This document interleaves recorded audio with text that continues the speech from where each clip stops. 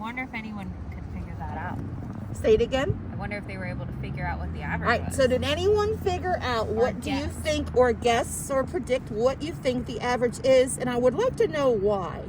So my total was 75, and then I divided that by 20. And according to my iPhone calculator, that is 3.75 centimeters. Which makes sense, considering we have some that are 2s, some that are 4s, right? Yep. It's kind of right in the middle. So let's do one more sweep in our big bag here and see if there's any Ones that we missed? big ones or ones that we missed or any other predators. Okay. Beautiful day here Yes, at absolutely the Aquarium, Virginia Aquarium, Ouse Creek. Gorgeous sunny day. Much better than the rainy days we've had out This here. is the first day that we have done our data collecting that hasn't it's been not raining. So there are, and Rachel might know what this is, I'm not sure. It does look like there's a little bit of worm action or growth of something going on, but it's not the usual bloodworms. Where do you see? Point them out. Like all this white growth, see? Oh, right yeah. there? Well, we could take a picture and see if we can get some help identifying it even later. Yeah. I've just never really seen that. Normally there's sea squirts or something along those lines, and I'm not seeing any of that either. Whoa, Miss Culver, look at that one. Oh my goodness. I just want to measure it just for fun. Yeah. I love this. Oh, it is a little windy here in January. Yeah, I think that might be one of the biggest. What's that one? This one is 5. Oh yeah. So I think Centimeters. five was our biggest for this batch at this time. Yeah. So next time we're definitely going to need to bring our larger net.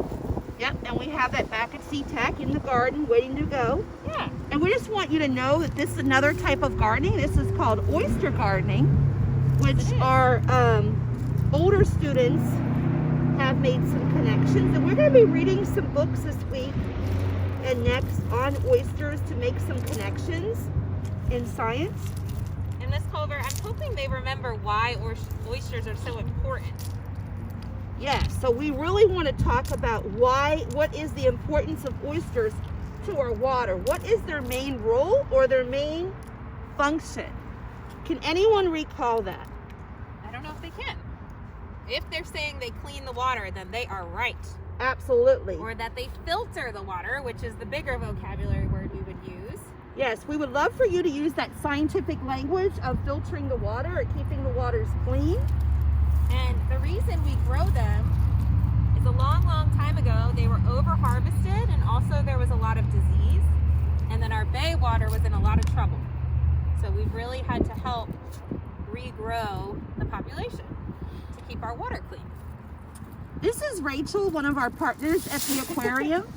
Hi guys. And Rachel, can you remind our young friends of the partnership that we have with the restaurants, with the oysters and different things like that? Yeah, absolutely. So there's a couple things that we do as it relates to our oysters. So we have a program called Sensible Seafood. And so restaurants that are here that are partners with us will indicate on their menus what item is a sensible choice, meaning it's sustainable, or whatever people choose to eat is not going to be taking too many out of the water, or the way that they take them out isn't going to be harmful to the habitat. And so you can look for that little Sensible Seafood symbol when you go to a restaurant who's a partner, or even a store where you can buy seafood.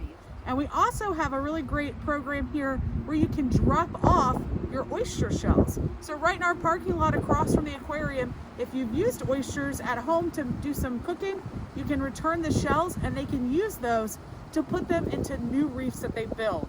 And that's important because oysters need that hard substrate or bottom to stick to. So the oyster shells make a perfect hard bottom for the oysters when they're growing. So definitely check those both out. Sensible Seafood is that program. And then if you use oysters, definitely come drop off those shells. Thanks, Rachel. And I just want to else make a connection. I was just, this past weekend, I was visiting Corolla, North Carolina, and I was looking at the Currituck Lighthouse. And one of their pathways are created all by sustainable oysters. And that's a great connection to the beaches and the oceans that we have nearby to use that for sustainable practices for a type of resources. So Miss Bianchi is taking the zip ties. Don't worry, they will not fall off in the water. She is making sure they're nice and tight. Well, they're too fat, so we're gonna have to make it work. Yeah, and last ones we didn't have ones big enough. I know. So we're gonna the same. problem solve and make this work, and we're gonna actually take our oysters and put them back in the float, back in Owls Creek, and then we will collect our data one more time before we transfer them to our beautiful sanctuary. Yes. I think these are all too fat. Oh wait, I might be able to MacGyver it. See, I never give up hope on Miss Bianchi because she has perseverance. But my fingers are very cold, so it's kind of fighting me. Okay, here we go. Persevering. We got it. Don't hurt your nails now. There's no nails in oysters.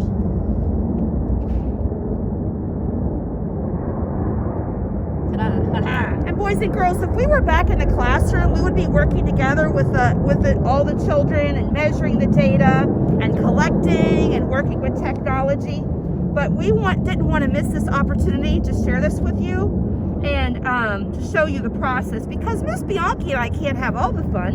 We want to share the fun with you as well. Can you pull that? My hands are only going I numb. took my gloves off. It went through this side, so it should go through that side. You try? Yeah, it's like hard because you need the one that's got the grip on it. How many people does it take? To zip tie the oyster float back together. I have scissors. All right, so while she's doing that, I'm going to walk them over and show them back where we're going to go and put them back in. Is that okay, Miss Bianchi? Yep. So,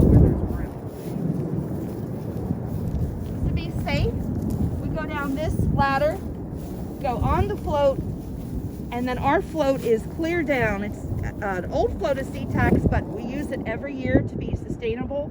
And then we attach it within that float and within the low tide and the high tides every day in beautiful Owls Creek. They grow, they are nurtured, and eventually they will become part of our oyster sanctuary and oyster reef.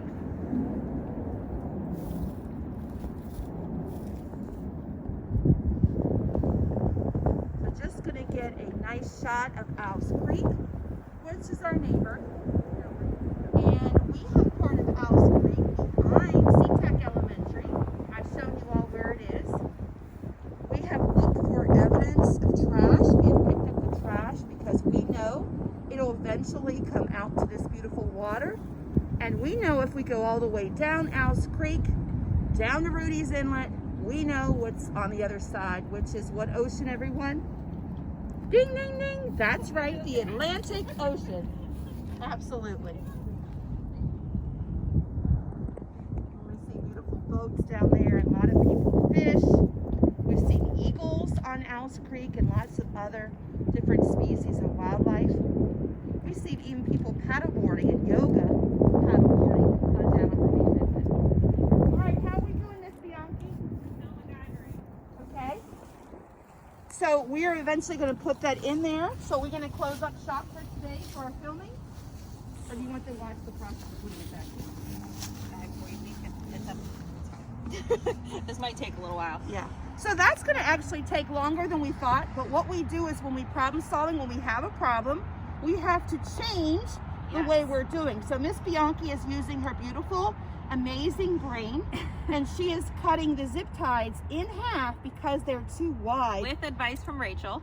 With working advice together. from our friend from the aquarium to put that in the zip tie. So Miss then Culver's- we'll take that into the water. Yes. Culver's gonna pick up all my plastic. Yes, I'll take care of all the plastic so the sea turtles will not be affected. All right, so Miss Bianchi, can you say goodbye to our friends? Bye, everyone. Thanks for visiting us at the Virginia Aquarium, and we will see you soon. Have a good day. Bye. Bye. Hey guys.